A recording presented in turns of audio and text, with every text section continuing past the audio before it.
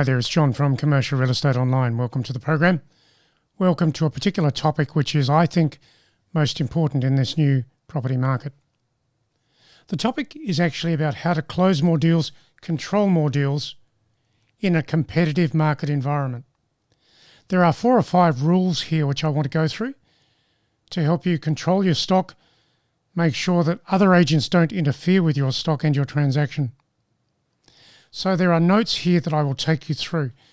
I'll scroll through the notes, I'll stop from time to time and talk to you about particular points. So the article for this, if you'd like to print it off, is at the website, which is commercial-realestate-training.com, and the actual article is how to close deals in competitive markets. Now you can print this off at the website and keep it for your reference as you proceed in your location. So let's go forward with this and let's make sure that you can cover off on controlling your listing stock exclusively and keeping those other agents away from your listing, your client, and the opportunity that exists. So when you look at it in commercial real estate today, plenty of competing agents in your location will try to shift the transaction focus or outcomes of a property transaction with your client. They'll simply try to get in the door.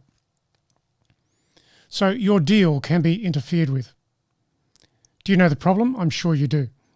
It is quite common, especially in a public marketing campaign of a quality property.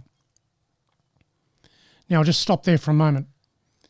Having marketed many different properties over the years, I know that when I have a quality property for sale or for lease, but particularly for sale, other agents will be jumping all around the client to try and get the client to listen to them.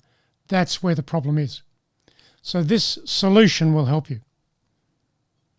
So the problem.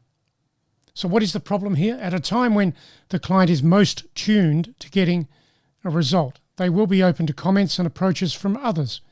Unfortunately, the client will listen to others. So that is something you should be wise about, and you should have briefed the client on the potential actions of others or the misinformation that may come to them from other agents. Other agents will spin all sorts of stories and elements of misinformation. That's not good. You've got to control your client, control their listing, and keep those other agents well away from confusing the client, because confusion today frustrates your negotiation later when you want to have that negotiation. So let's look at the remedy. What is the remedy? Suppose you are the controlling agent of a listing and the person with the exclusive appointment. In that case, other agents will want to put doubt into your client's mind as the client gets into the marketing of the property and or gets closer to a transaction. Those other agents are positioning themselves for when they think they can get the listing. And that's certainly the case in overpriced or incorrectly marketed properties, and they are a case in point. In many cases, those other agents are going to wait until exclusivity finishes and they can go to the client and say, well, that didn't work, did it, Mr. Client? Come to me and I'll make sure I do a better job for you. And then they'll spin all sorts of other yarns around that. So here are the solutions. The only way to combat this problem is to keep up the comprehensive levels of communication with the client and ensure that they hear everything from you before it reaches them from another source. Good or bad, you've got to share information. So here are some rules for that. Number 1, inspection results. All inspections should be documented in a summary report for the property owner or the client so you can share the feedback.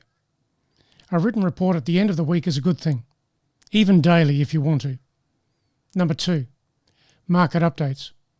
When you hear about another property of similar type to your property coming into the market locally, get the facts and share them with the client so they know just how competitive their property needs to be to get to a negotiation. Number 3, emails and verbal updates. Emails and verbal updates on the telephone or in a short email are wise when you have just finished an inspection. Even in the case of a property with lots of inspections, capturing comments for the client is essential and communicating it back. In a busy promotional campaign of a property in a quality location, set up a part of your database to track all inquiring parties and the inspection results. Now, I do that quite a lot with Microsoft Access because you can set up a dedicated database to that campaign, and everyone who comes to you is going to go into that database, and you're going to track all the results from the inquiries, the inspections, the negotiations, whatever it is. Microsoft Access. If you've got Office 365 as a subscription, then Microsoft Access is there for you to use. So let's go to number 4. Note taking. This is a biggie. After every telephone conversation with the client, put your comments in a summary email so there can be no dispute about what was said and how it was received. That is also important when decisions and agreements are reached during the property campaign. Now, in commercial real estate, we have lots of discussions and lots of agreements.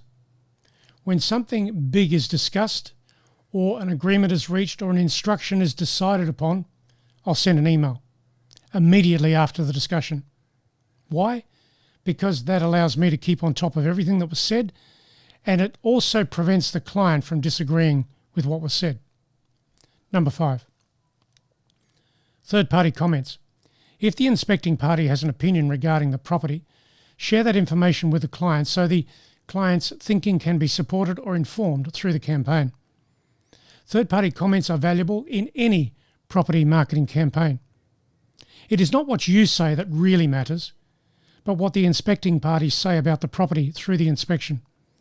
Use those comments as feedback, always. Third-party conditioning, valuable right through. I'll go back to another story, a case in point. Last year I was selling a shopping centre, and the shopping centre was old, redundant, but in a very good location, a prime location. I had something like 800 inquiries for the property, and from all of that I had to filter through all of the comments, all of the conversations to get back to a real situation, a short list if you like, of genuine people who could buy it. So when you get a quality property like that, you've got to control the inquiries, track them in a database. Remember Microsoft Access? In that particular situation, I used Microsoft Access. I could print off that database and use it in my interviews with the client to say, this is who's looked at it today, this is what they've said, this is what's going to happen next. I think you can see the advantage of getting organised. Let's go to number 6. Inquiry tracking. It's also wise to tabulate all inbound inquiries about the property as they come in. That will help the client understand just how your marketing efforts are working. That will also help you know where to spend the next marketing money and for what reason. Now, before I finish up on this topic, I want to say this. The property market has changed this year as opposed to last year. We can't change the market, but we can adjust our focus, our responses, our strategies, our recommendations for the market. I would encourage you to think about that. Sure, the property market's changed. When an agent says that to me, I usually say, sure, get over it. A changing market is actually very good. If you are one of the first agents to change your system, your response, your focus, your conversations, your marketing, your listings, in a changing market, you'll get more business before anybody else thinks how to do it. I hope you absorb that fact and use it. Let's go to the summary here. Simple steps like what I've mentioned to you will help you stay close to the client in a property transaction and ultimately be better positioned to close on a deal. So, I'd like you to copy this particular article. Here is the website for that. The website is commercial-real-estate-training.com. Search the article, which is How to Close Deals in Competitive Markets. Just search that, get the article, print it off. Thanks for listening today. I'll catch you again in another video about commercial real estate on this YouTube channel. And whilst you're here, make sure you subscribe because I'm always sharing ideas in sales, leasing or property management, ideas that you can use in your real estate business. Enjoy the change, enjoy the market, enjoy the opportunity. Catch you soon.